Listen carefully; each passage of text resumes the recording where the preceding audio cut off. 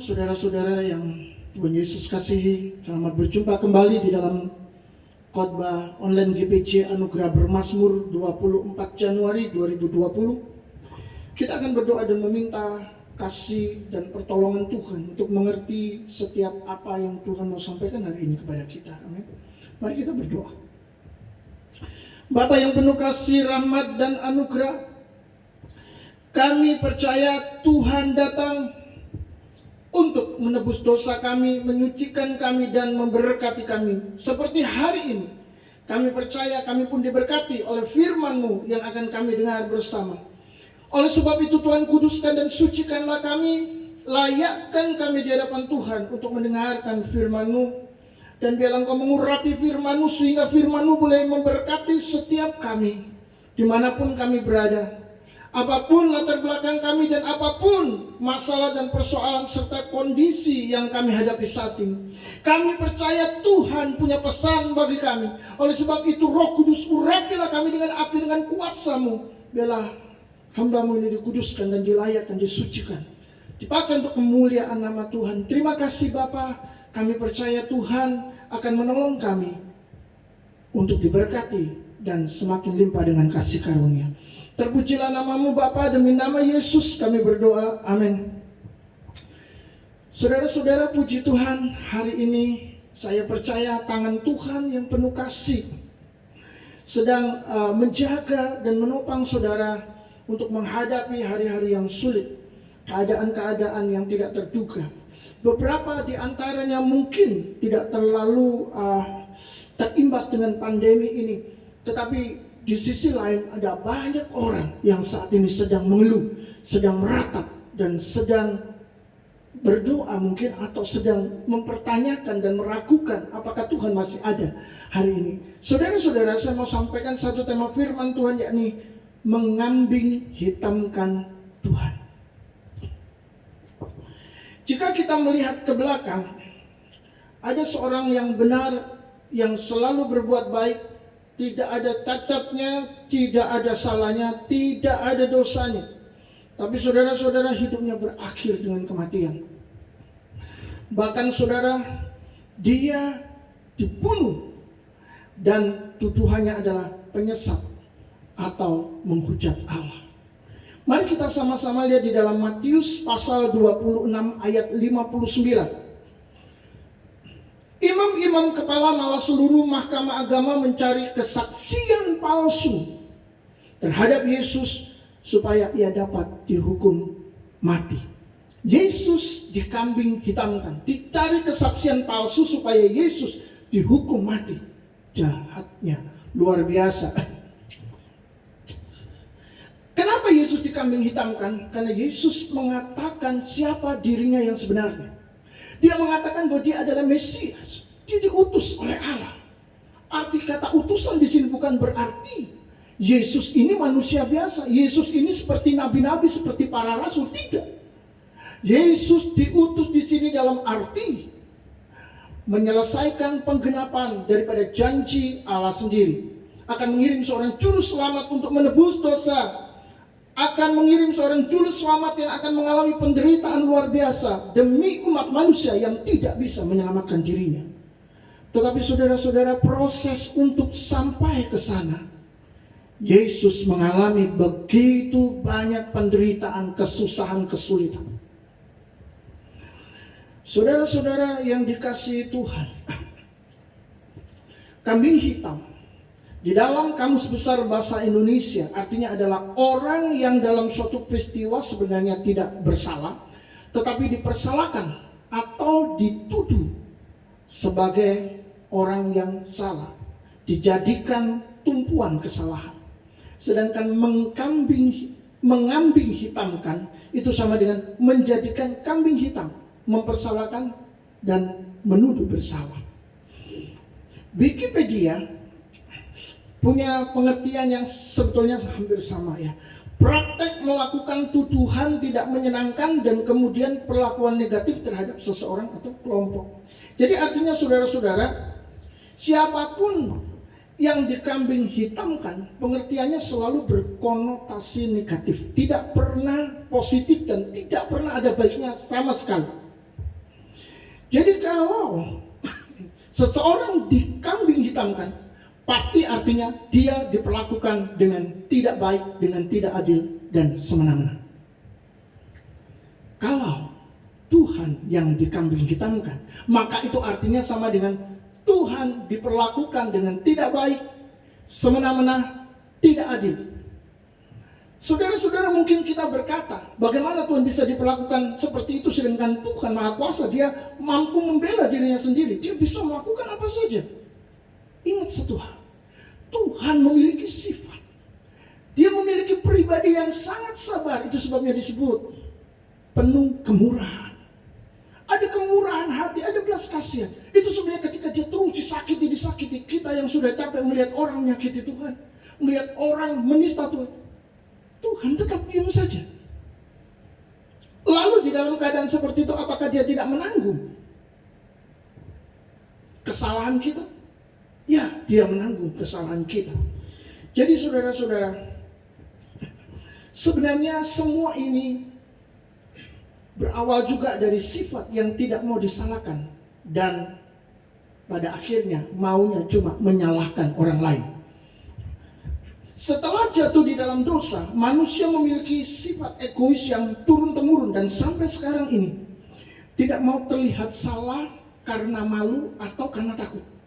Jadi kalau seseorang disalahkan, dia akan secara otomatis membela diri. Dia akan melawan. Lalu dia akan mengatakan bahwa dirinya benar, orang lain yang salah. Tidak peduli dia salah atau dia benar. Tidak semua orang benar-benar mau belajar mengerti posisinya, keadaannya. Saudara-saudara yang dikasihi Tuhan, akibatnya ada banyak masalah, pertengkaran, persoalan yang sangat besar di dunia ini. Karena orang tidak mau disalahkan, tapi justru mengambing hitamkan orang lain yang salah. Tujuannya adalah agar apa yang diinginkannya tercapai. Suatu kali saat saya masih remaja, saya sedang naik motor di jalan Arjuna saat di depan gereja Kebangunan Kalam Allah. Nah, pada waktu saya berjalan lurus dari arah sebaliknya, ada mobil putar balik begini. Saya maju, dia putar balik. Nah, saudara-saudara dikasihi Tuhan, tentu saja karena dia putar baliknya pada saat saya sudah mendekati jalan kosong untuk putar balik, maka saya tidak bisa ngerem. Dan akhirnya ketika saya terus, dia tabrak saya, dia senggol, saya jatuh. Saudara-saudara yang dikasihi Tuhan, saya jatuh tertabrak mobilnya. Orangnya turun dalam keadaan mobil belum dirapikan, masih tetap begini. Saya pikir dia akan datang minta maaf, menolong saya, berbelas kasihan. Ternyata tidak. Dia marah-marah, dia maki-maki salah, maki-maki dan menyalahkan saya dalam keadaan seperti itu. Saya kaget. Saya berkata, dalam keadaan seperti ini seharusnya Bapak tidak boleh terlalu kencang, karena Bapak lagi berbelok. Sedangkan saya lurus. Itu sudah aturan, saudara. Tetapi dia tidak peduli, dia marah-marah luar biasa. Puji Tuhan, dia yang membela orang benar, mengirimkan seorang tentara yang pada saat itu sedang berjalan ke arah saya. Jadi dia melihat kejadian itu dari awal sampai akhir. Pada waktu saya kencang, lurus, mobil itu berbelok, dia ada di sana, dia lihat. Dan dia tahu siapa yang salah. Jadi ketika saya sedang dimaki-maki dan saya mencoba untuk menjelaskan masalahnya, orang ini masih terus marah-marah. Gantian saudara tentara ini membentak sopir yang menabrak saya. Jadi katakan bahwa dia tidak tahu aturan. Belok tidak boleh kencang, tidak boleh langsung. Karena beloknya begini saudara, itu kan nggak boleh, itu kan harus pelan-pelan baru belok. Ya mungkin dia lagi tergesa-gesa atau apa, saya tidak tahu. Tapi setidaknya pada saat terjadi tabrakan, tidak seharusnya dia menyalahkan saya lagi. Tapi mungkin karena dia tidak mau ganti rugi, dia tidak mau terlihat salah, dia mau terlihat benar, maka saya dikambing hitamkan bahwa sayalah yang salah. Tapi Tuhan mengirim seseorang yang melihat dengan adil. Saya tidak kenal bapak tentara ini, tapi yang jelas dia membela saya dan akhirnya saya dilepaskan. Orang itu pergi dengan rasa malu karena dilihat orang lain juga. Saudara-saudara yang dikasihi Tuhan, itulah manusia yang seringkali sangat egois dan mengambing hitamkan orang lain, termasuk juga mengambing hitamkan Tuhan. Jadi saudara, kenapa orang melakukan itu? Karena dia tidak mau mempertanggungjawabkan apa yang dia lakukan. Sifat egois ini sangat jahat dan sangat mengerikan sekali. Di dalam peristiwa kejatuhan Adam dan Hawa juga tidak ada pengakuan penyesalan dosa. Saudara-saudara, mereka malah menyalahkan Tuhan karena menempatkan ciptaan yang menjadi sumber pelanggaran, ciptaan yang membuat mereka jatuh di dalam dosa. Ini sangat lucu, tetapi ini adalah sebuah realita yang harus kita lihat secara benar. Jadi saudara-saudara, di dalam Kejadian 3 ayat 11 sampai 13 saya akan bacakan firman-Nya. Siapakah yang memberitahukan kepadamu bahwa engkau telanjang? Apakah engkau makan dari buah pohon yang kularang engkau makan itu? Saat Tuhan bertanya kepada Adam, seharusnya Adam berkata, ya Tuhan, maafkan aku, ampuni aku salah, aku melanggar, aku makan buah pohon itu. Tapi Adam tidak lakukan itu. Justru dia menjawab begini, ayat 12. Manusia itu menjawab, perempuan yang kau tempatkan di sisiku, dialah yang memberi dari buah pohon itu kepadaku, maka ku makan. Saudara-saudara, Adam berkata, aku makan ini karena perempuan yang kau tempatkan di sisiku, dialah yang memberikan buah itu, makanya aku makan. Itu sama artinya dengan dia mempersalahkan Tuhan. Seakan-akan Adam berkata, perempuan yang engkau tempatkan di sisiku itu yang membuat aku jatuh dalam dosa. Dan ini adalah kesalahan, bukan engkau menciptakan seorang teman, seorang yang seharusnya menjadi penolong bagiku, tetapi justru membuat aku jatuh dalam dosa. Adam tidak mau mempertanggungjawabkan kesalahannya. Dia takut. Dia juga malu. Saudara-saudara, di ayat yang ke-13, Tuhan ganti bertanya kepada Hawa. Kemudian berfirmanlah Tuhan Allah kepada perempuan itu, apakah yang telah kau perbuat ini? Jawab perempuan itu, ular itu yang memperdayakan aku, maka ku makan. Saudara-saudara, ketika Hawa ditanya, kenapa engkau perbuat hal ini? Perempuan ini tidak berkata, iya Tuhan, itu karena aku tiba-tiba jatuh cinta dengan buah pengetahuan yang baik dan jahat. Aku ingin meraba, aku ingin makan, aku ingin merasakannya, aku salah, ampuni aku. Hawa tidak berkata begitu. Hawa berkata, ular itu yang memperdayakan aku, maka aku makan. Sekali lagi dia mengambing hitamkan ular. Tidak ada satu jaminan yang pasti andai kata ular itu tidak ada di sana. Apakah Hawa juga tidak akan mengambil buah pengetahuan baik dan jahat? Memang dia memang sedikit agak takut. Ular itulah yang membuat keberaniannya muncul untuk melanggar kekudusan Tuhan. Tetapi jika ular itu tidak ada, ya kita tidak tahu, ya, karena Alkitab tidak menuliskannya. Tetapi yang jelas saudara-saudara, bahwa manusia selalu menyalahkan orang lain, mengambil hitamkan orang lain, dan tidak mau melihat kesalahannya sendiri. Ini sudah ada pada saat manusia pertama diciptakan. Jadi bukan cuma pada saat Yesus turun menjadi manusia. Kita akan lihat lagi kisah-kisah di dalam Alkitab yang menunjukkan bahwa manusia selalu mengambil hitamkan Tuhan. Perumpamaan tentang talenta dalam Matius 25 ayat 14 sampai 30 menunjukkan kembali manusia cenderung dengan natur jahatnya mengambing hitamkan Tuhan. Tuhan yang mana? Tuhan yang baik, Tuhan yang tidak bersalah, Tuhan yang penuh kasih. Saudara-saudara, dalam perumpamaan, Tuhan pemberi talenta itu adalah Tuhan sendiri. Jadi ketika Yesus memberikan perumpamaan ini, sebenarnya Yesus sedang berbicara tentang hamba-hamba, yaitu mereka, dan Tuhan yang adalah Tuhan. Di dalam Matius 25 ayat 16, ada seorang diberikan 5 talenta, yang lagi 2, yang lain 1. Masing-masing menurut kesanggupannya, kata Tuhan. Lalu ia berangkat pergi.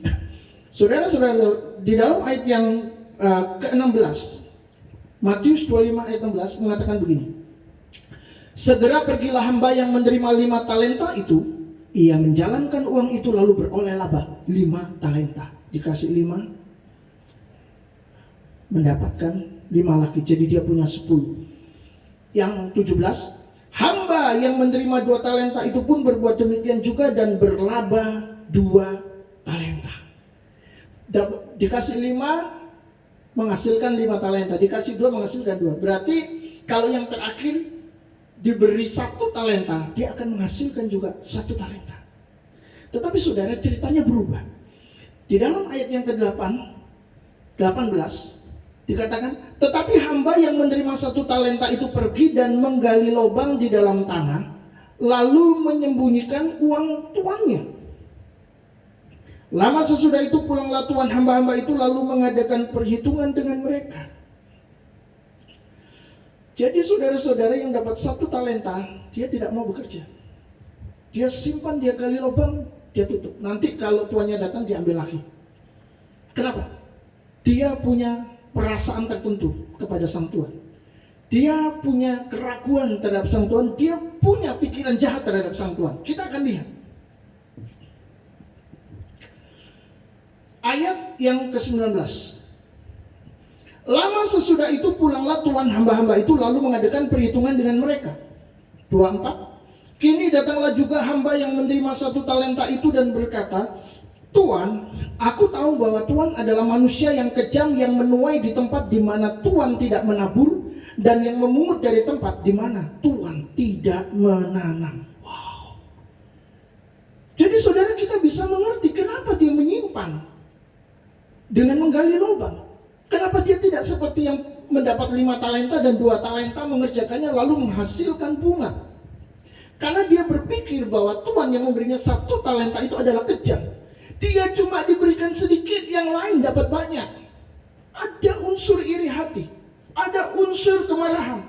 Yang jelas dia berkata, Tuhan adalah manusia kejam yang menuai di mana Tuhan tidak menabur. Tuhan tidak bekerja apa-apa, tapi Tuhan minta aku menghasilkan sesuatu dari modal yang Tuhan berikan kepadaku. Dia juga mengatakan dan memungut dari tempat di mana Tuhan tidak menanam. Sama artinya. Tidak menanam tapi mau memungut hasil. Enak aja Tuhan. Jelas aku tidak bisa menerima hal ini. Aku jangan disamakan dengan yang lain. Mereka dapat 5, yang lainnya dapat 2. Aku cuma 1. Kenapa aku yang paling menderita? Kenapa aku yang mengalami paling sedikit? Bukankah kalau Tuhan adil ya paling nggak aku diberi 3 atau 4?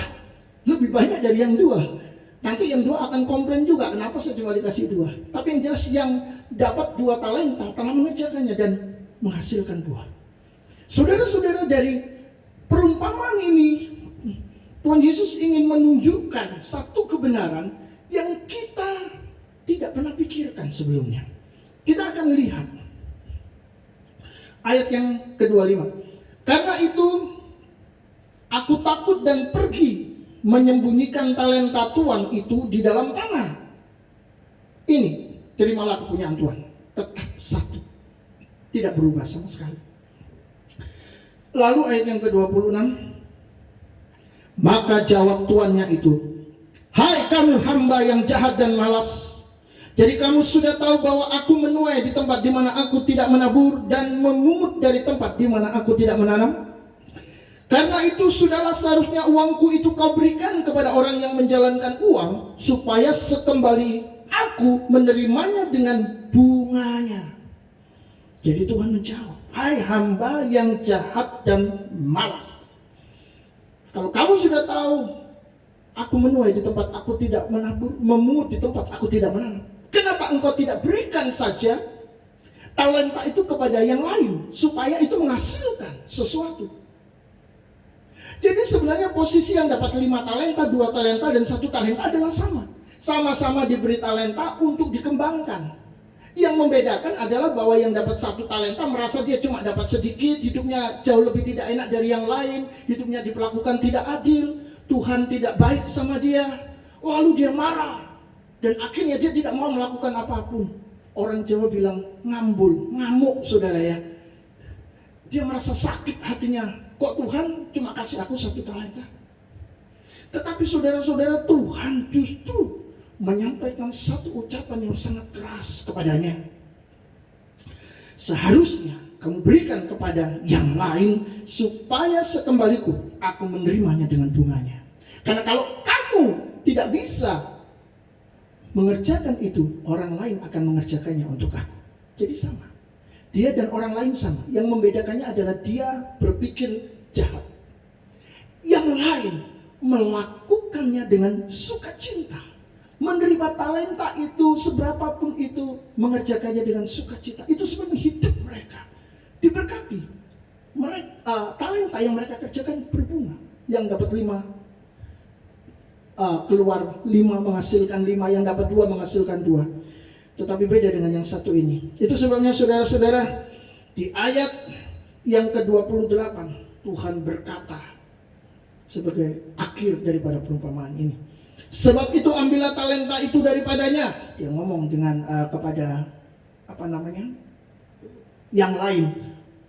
Ambil talenta itu daripadanya dan berikanlah kepada orang yang mempunyai 10 talenta. Yang dikasih banyak, mengerjakan, berbuah banyak, dikasih lagi.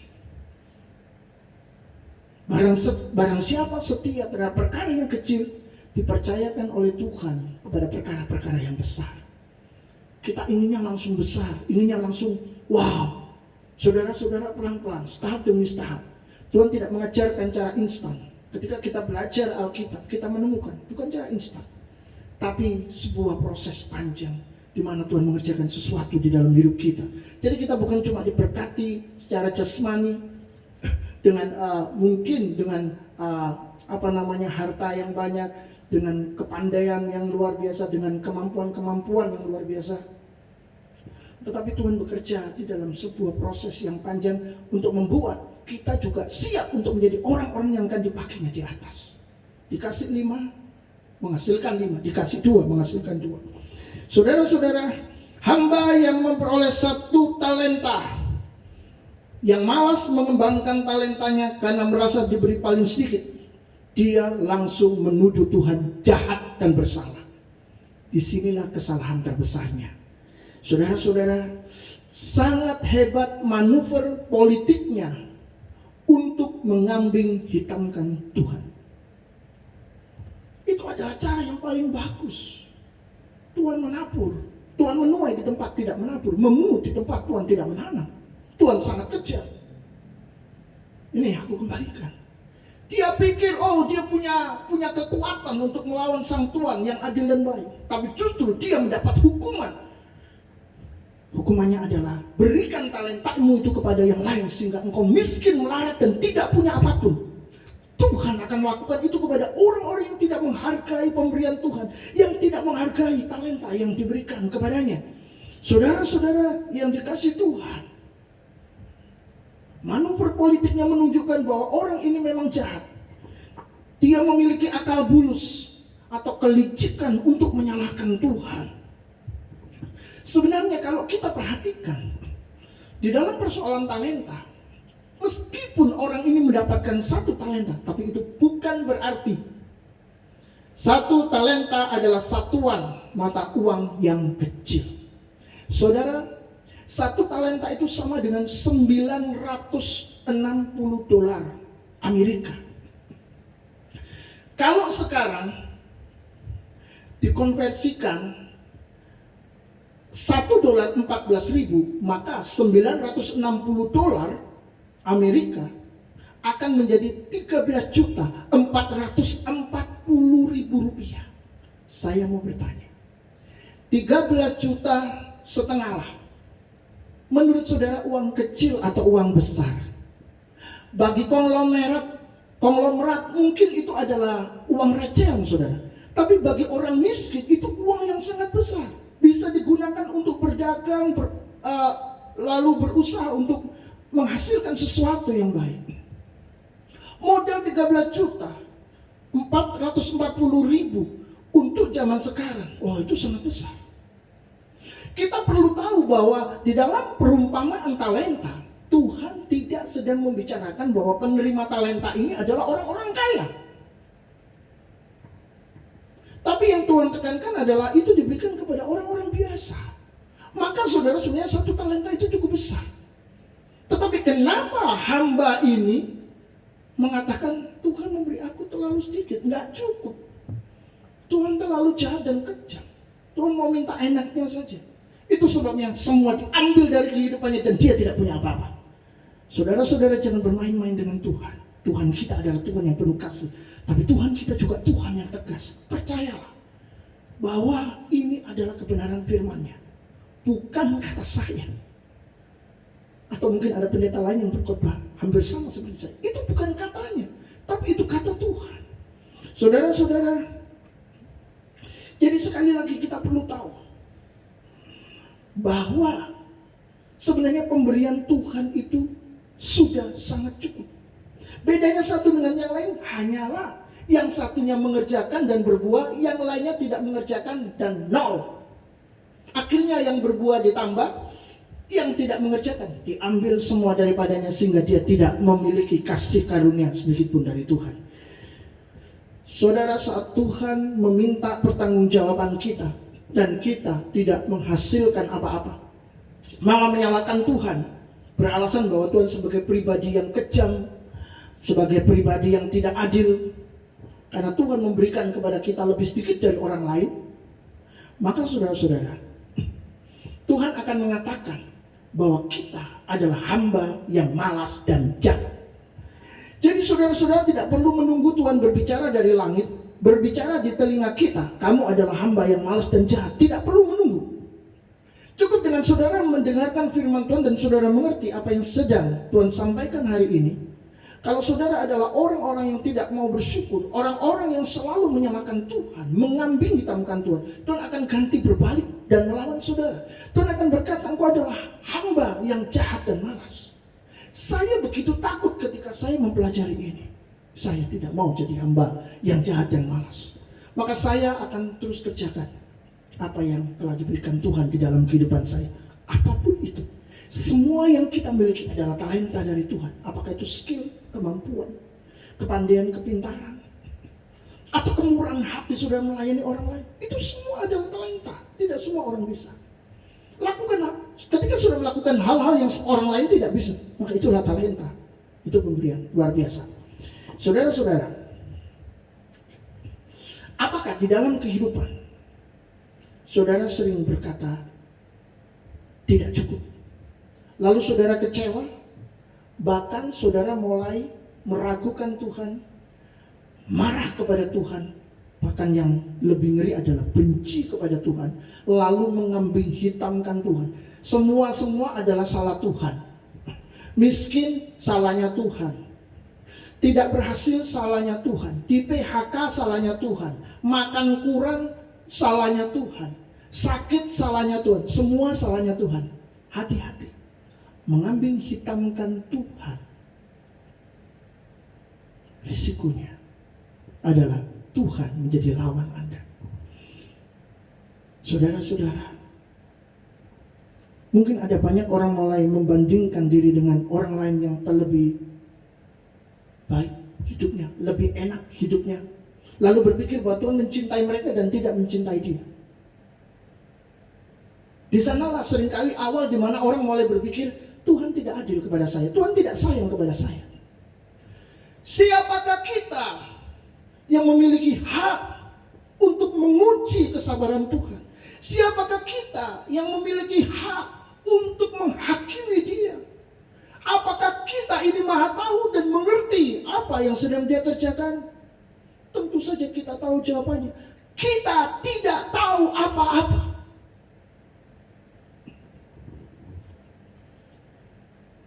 Beberapa waktu yang lalu saya membaca bahwa black hole atau lubang hitam yang bisa menyedot segala sesuatu tiba-tiba hilang dan tidak ditemukan di mana. Dan ternyata para ilmuwan yang pandai dan hebat itu tidak mengetahuinya. Itu menjadi sebuah misteri. Saudara-saudara, jika untuk hal-hal yang alami yang bisa dilihat, yang tadinya mereka bisa menganalisa. Dan sekarang mereka benar-benar kehilangan akal untuk menganalisa ini. Apalagi kalau manusia mau mengerti Tuhan, itu adalah hal yang mustahil dan tidak mungkin. Itu tidak masuk akal. Itu sebabnya jangan dengan mudah-mudah mengambing hitamkan Tuhan. Berhati-hatilah karena Anda jangan-jangan sedang menjalankan peran sebagai hamba yang malas dan jahat. Maka berubahlah. Kalau saudara termasuk di dalamnya, bersyukurlah segera dan percayalah kepada Tuhan. Tahu yang terbaik dalam kehidupanmu yang mungkin saat ini tampak suram. Saudara-saudara, kita perlu mengerti bahwa Tuhan tidak pernah merancangkan kecelakaan, tetapi damai sejahtera dalam hidup kita. Itu sebabnya apapun yang terjadi adalah sebuah proses menuju kepada damai sejahtera. Cuma daging kita nggak mampu menahannya. Kita sulit sekali untuk menerimanya. Lalu kita memberontak, kita marah. Tapi itu membuat semuanya jadi semakin lama. Mari saudara-saudara izinkan Tuhan membuat kita menjadi seperti yang diinginkannya. Bersabarlah sampai terang Tuhan menyinari hidup kita dan membuat kita tahu bahwa ternyata apa yang dilakukan Tuhan selama ini di dalam proses yang sangat sulit, yang sangat penuh dengan masalah adalah sebuah proses menuju kebaikan. Proses menuju damai sejahtera. Hanya mereka yang bersyukur dengan sabar, berjuang dalam iman, yang akan melihat kasih dan kemuliaan Tuhan.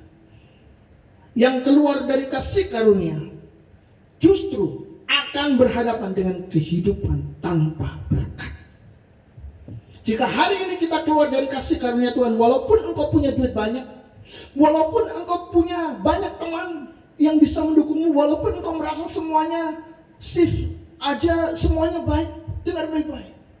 Engkau tidak sedang di dalam berkat Tuhan. Tiba-tiba ada batu sedikit, engkau akan berputar, guling ke sana kemari. Kembalilah kepada Tuhan.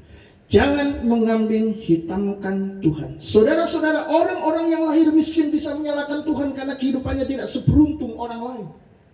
Orang-orang cacat bisa mengatakan bahwa Tuhan salah menciptakannya karena hidupnya tidak lebih baik daripada orang-orang yang normal. Tetapi saudara-saudara dikasihi Tuhan, kita melihat bahwa kisah Nick Vujicic dari Australia yang lahir tanpa dua lengan dan dua tangan akibat sindrom tetra amalia. Dia memiliki akhir hidup yang bahagia. Dia menikah dengan seorang perempuan normal yang sangat cantik. Dia memiliki anak kalau tidak salah. Yang jelas hidupnya berubah. Dia menjadi berkat bagi banyak orang sebagai seorang motivator dunia. Melalui kehidupannya yang sangat buruk. Dia pernah berpikir mau bunuh diri, tetapi dia tidak jadi bunuh diri karena dia kasihan sama sang mama. Oh, dia masih punya hati baik. Dan itu menjaga semuanya. Tetapi ketika sekarang dia sudah menjadi orang yang sukses, saya yakin dia akan menyesal. Kenapa dulu dia tidak bersyukur kepada Tuhan? Kenapa dulu dia mengomel? Kenapa dulu dia marah dengan kehidupannya? Kenapa dulu dia memberontak kepada Tuhan? Saudara-saudara, mungkin hari-hari ini engkau sedang dalam keadaan yang sulit. Belajarlah untuk bersyukur kepada Tuhan dan jangan marah dengan situasi dan kondisi ini. Kenapa? Karena nanti suatu saat ketika Tuhan mengangkat Anda dan Anda keluar dari zona yang sangat buruk itu, Anda dibawa ke zona nyaman, Anda akan menyesal. Kenapa? Di saat-saat buruk, Anda tidak setia kepadanya. Anda tidak bersyukur. Anda tidak bisa menerima semua yang sedang terjadi dalam hidup Anda.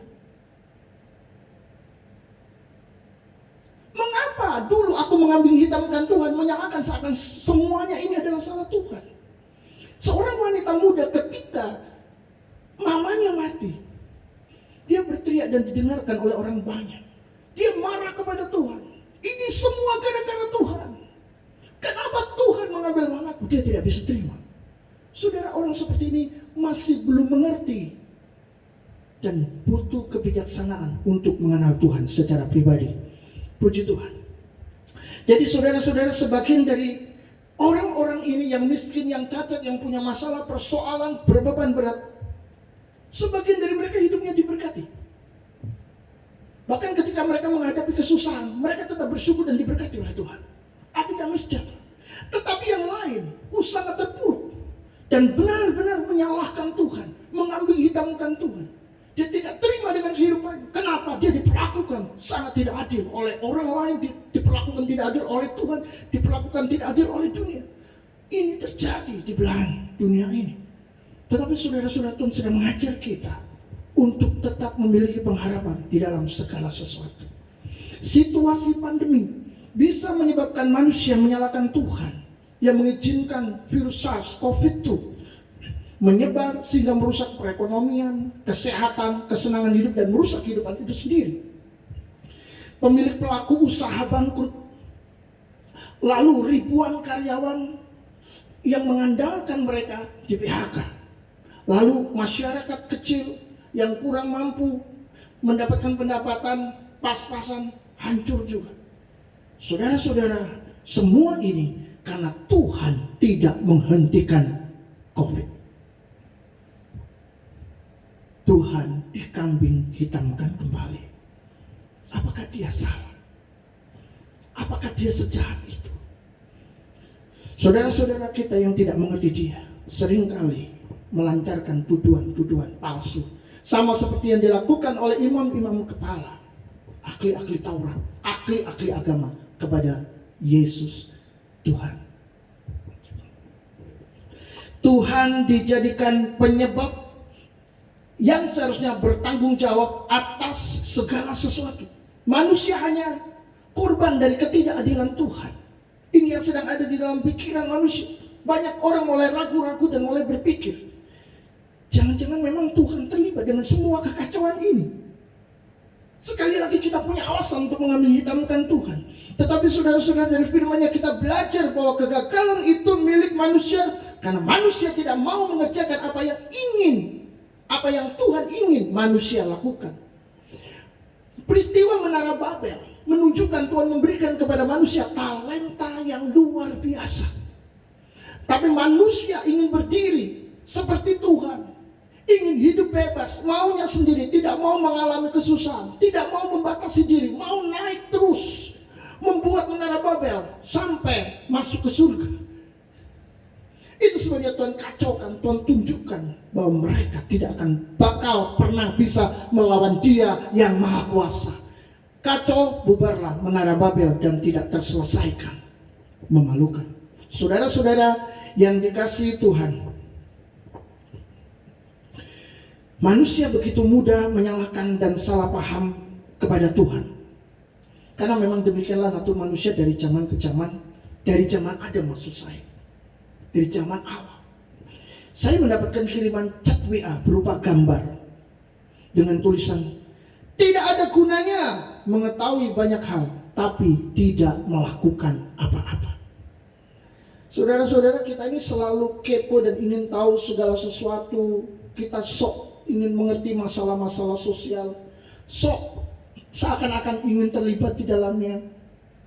Kita sok ingin tahu masalah-masalah orang lain dan sok ingin membantu. Tapi saudara-saudara, ketika semua itu menunjukkan akan membuat kita mengalami sesuatu yang buruk, maksud saya, kita akan ikut menderita, kita akan ikut susah menanggungnya, kita akan ikut stres, ikut mengalami keberatan-keberatan, kita mundur. Itu sebabnya apa yang dikatakan di dalam chat WA itu terasa sangat masuk akal. Apa gunanya seorang ingin tahu banyak hal atau tahu banyak hal, tapi dia tidak melakukan apa-apa.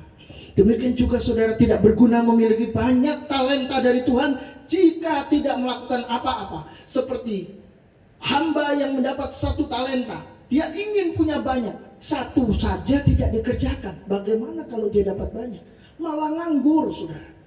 Jadi di sini saudara kita melihat bahwa apa yang sudah Tuhan berikan kepada kita adalah talenta yang bisa digunakan untuk mengerjakan banyak hal sebagai rasa tanggung jawab kita kepada Tuhan. Jadi mari lakukan. Jangan simpan dan sembunyikan di lubang, karena setiap orang pasti mendapatkan talenta dari Dia, minimal satu talenta. Kerjakan itu dengan setia, dengan sukacita, dengan harapan saudara bisa menyenangkan hati Tuhan. Nanti Tuhan akan tambahkan. Karena Dia sudah mengatakan seperti yang tadi sudah disampaikan, bahwa barang siapa setia kepada perkara kecil, kepadanya akan diberikan tanggung jawab dalam perkara yang besar. Saudara-saudara, kita belajar satu hal, dan kita perlu tahu hal ini. Ukuran talenta yang dijalankan itu harus dalam takaran rohani, bukan jasmani. Karena Yesus yang datang ke dunia dan melakukan semuanya ini bernilai rohani. Yesus datang menebus dosa, itu rohani. Yesus datang menyucikan, membenarkan, itu rohani. Yesus datang membawa damai sejahtera dan sukacita di dalam Dia, itu rohani. Maka kalau Tuhan memberikan talenta kepada kita, yang dimaksudkan adalah Dia memberikan sesuatu kepada kita untuk dikembangkan dan menghasilkan sesuatu yang bersifat rohani. Kerajaan Allah bukan soal makanan dan minuman, tetapi damai sejahtera, kebenaran, dan sukacita oleh Roh Kudus. Itu rohani.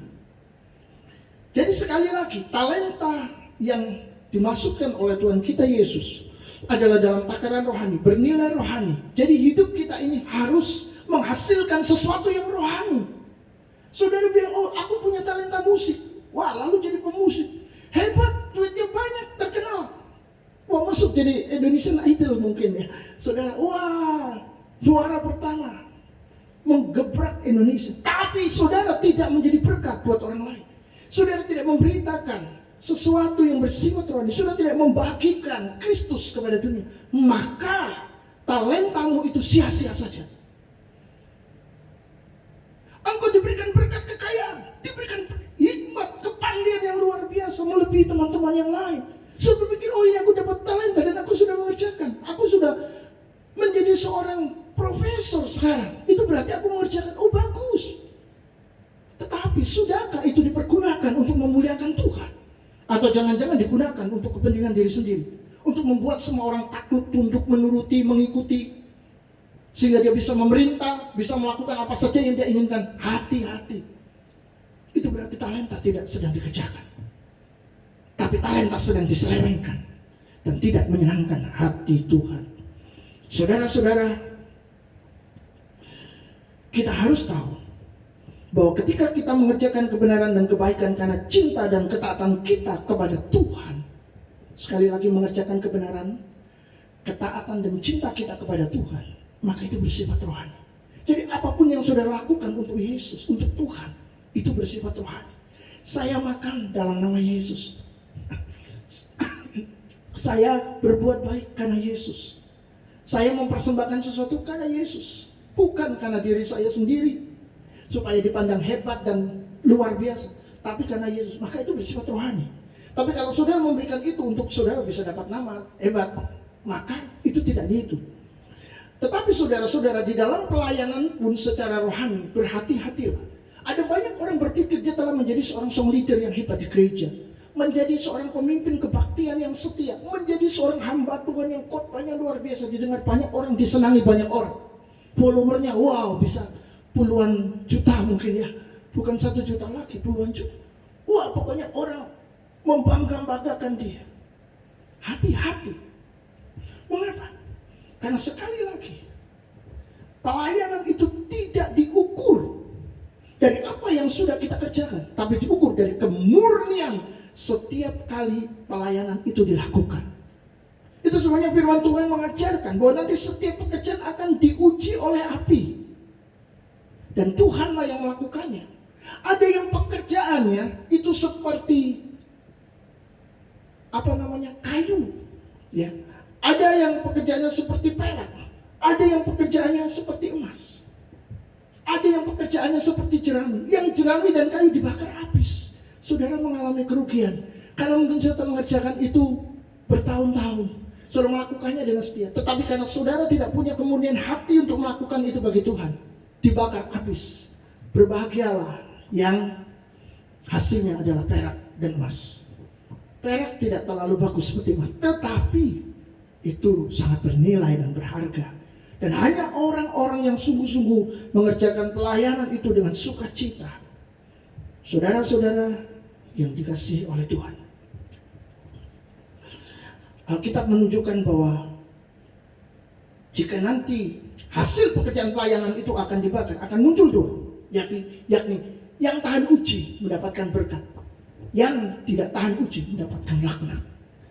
Wah, mungkin saudara berpikir ini kasar sekali bahasanya. Tetapi saudara-saudara, untuk menggambarkan apa yang Alkitab maksudkan, itu adalah benar. Orang yang dibakar oleh api, dia akan dapat laknat, dia tidak akan dapat berkat. Kenapa? Karena dia telah menghabiskan waktunya untuk melayani diri sendiri dan bukan melayani Tuhan. Saudara pernah membaca di dalam Alkitab, banyak orang akan berseru-seru, Tuhan, Tuhan, aku mengusir setan demi namamu, aku bernubuat demi namamu. Tapi Tuhan berkata, enyalah engkau semua pembuat kejahatan, aku tidak mengenal engkau. Saudara, sakitnya tuh di sini, saudara. Dan ini adalah sesuatu yang harus kita perhatikan baik-baik kalau kita benar-benar ingin melayani dan dipakai oleh Tuhan. Saat saya bertemu dengan dokter-dokter yang tidak mau dibayar karena dia ingin melayani para hamba Tuhan, saya melihat bahwa orang-orang ini benar-benar ingin memberikan talentanya untuk Tuhan. Juga ada kaum dewasa dan dewasa muda yang memberikan skillnya untuk kegiatan rohani, untuk melayani Tuhan. Dia berikan dengan tulus. Orang-orang ini sedang memberikan contoh tentang pengembangan talenta yang dikerjakan untuk kemuliaan Tuhan, untuk dikembalikan kepada pemilik talenta itu tadi. Kita harus kembalikan lagi kepada Tuhan apa yang Tuhan berikan kepada kita. Saya punya sendiri, saudara punya sendiri, orang lain punya sendiri. Mari kita kembalikan untuk Tuhan. Jadi apa yang harus dilakukan? Ada 3 hal. Yang pertama, ketika kita sudah belajar dari semuanya ini, kita tahu bahwa di dalam hidup kita harus menerima kehidupan sesuai dengan panggilan Tuhan. Jika saudara adalah seorang usahawan yang sukses, bersyukurlah. Mungkin saudara termasuk yang diberi 5 talenta tadi untuk dikembangkan dan menjadi berkat. Jangan lupa. Tapi kalau saudara cuma menjadi seorang cleaning service, menjadi kuli bangunan, di dalam keadaan itu bersyukurlah. Mungkin engkau termasuk orang yang diberi Tuhan cuma 1 talenta. Tapi sadari bahwa itu sudah cukup untuk engkau bisa mengerjakan sesuatu yang besar bagi Tuhan. Dan Tuhan akan tambahkan sesuai dengan kesetiaan. Saudara-saudara yang dikasihi Tuhan, mengapa kita harus bersyukur dengan segala kondisi yang terjadi dalam hidup kita? Karena Tuhan menciptakan setiap orang itu secara unik. Yang kedua, bersyukur karena di dalam keterbatasan kita tetap dipandang berharga oleh Tuhan. Kalau Tuhan tidak memandang kita berharga, dia tidak akan memberikan kepada kita kepercayaan. Dia tidak akan memberikan kepada kita talenta untuk dikerjakan. Sedangkan dia pergi ke tempat yang jauh, di mana dia tidak akan menemukan kita. Kita bisa saja membawanya lari, tapi Tuhan mempercayakan itu. Itu berarti kita diangkat, kita diberikan kehormatan oleh Tuhan. Jadi saudara-saudara, apapun yang Tuhan berikan, itu adalah sangat berharga. Saya percaya bahwa orang cacat seperti ini memiliki alasan untuk mengatakan bahwa hidupnya tidak berharga. Dia punya alasan untuk mengatakan dia tidak berguna. Tetapi sekali lagi, ketika dia telah dibawa ke atas dan melewati semuanya itu, dia akan menyesal. Kenapa dulu aku tidak bersyukur? Kenapa dulu aku marah? Kenapa dulu aku memberontak kepada Tuhan? Kenapa aku berkata kepada Tuhan, Tuhan, Engkau adalah seorang yang kejam. Engkau membiarkan aku hidup cacat, tidak punya 2 tangan dan tidak punya 2 kaki seperti orang normal lainnya. Tetapi saudara-saudara, saya yakin sudah bersyukur luar biasa. Dan dia lebih bersyukur dengan keadaannya yang sekarang ini tidak punya 2 tangan, tidak punya 2 kaki. Karena dengan demikian dia bisa diangkat naik ke atas dan membuat banyak orang kagum, membuat banyak orang tersentuh oleh apa yang terjadi dalam hidupnya. Ketika dia berkata, jangan takut dengan kegagalan, majulah terus. Hidup kita sangat berarti. Itu luar biasa. Yang ketiga, terakhir, percaya bahwa Tuhan yang besar tidak pernah salah menciptakan kita dalam keadaan apapun. Karena dia sedang menunggu kita mengerjakan talentanya, dan itu bisa digandakan sehingga kita hidup di dalam kelimpahan. Inilah yang sedang Tuhan tunggu. Itu sebabnya jangan bersungut-sungut, melainkan bergerak maju. Sekali lagi, jangan bersungut-sungut tetapi bergerak maju. Waktu Tuhanlah yang akan menunjukkan bahwa Tuhan sangat serius merancangkan kehidupan kita dengan segala keunikan. Karena Tuhan begitu sangat sayang dan mengasihi kita. Amin. Tuhan memberkati.